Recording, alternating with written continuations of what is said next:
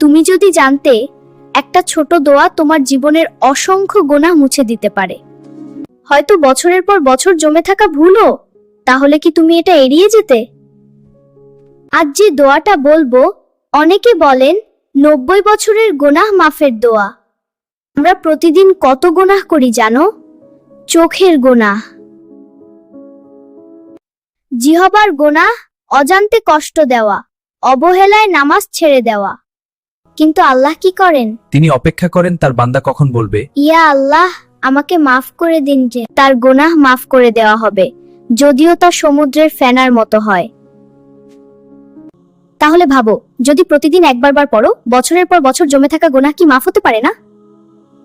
সমুদ্রের ফেনা কল্পনা করতে পারো? অগণিত, শেষ নেই। তুমি হয়তো ভাবছো, আমার তো অনেক গুনাহ, আমার কি ক্ষমা হবে? শোনো, আল্লাহর রহমত তোমার গুনাহর চেয়ে বড়। আজ রাতেই শুরু করো। রব্বিন্নি জালামতু নাফসি ফাগফিরলি। হয়তো এটাই হবে তোমার জীবনের মোড় ঘোরানোর মুহূর্ত। কমেন্টে লিখো সুবহানাল্লাহ। যারা আজ থেকে নিয়মিত পড়বে তারা লিখো আমি শুরু করলাম। ভিডিওটা শেয়ার করো, হয়তো তোমার শেয়ারের কারণে কারো অসংখ্য গুনাহ মাফ হয়ে যাবে।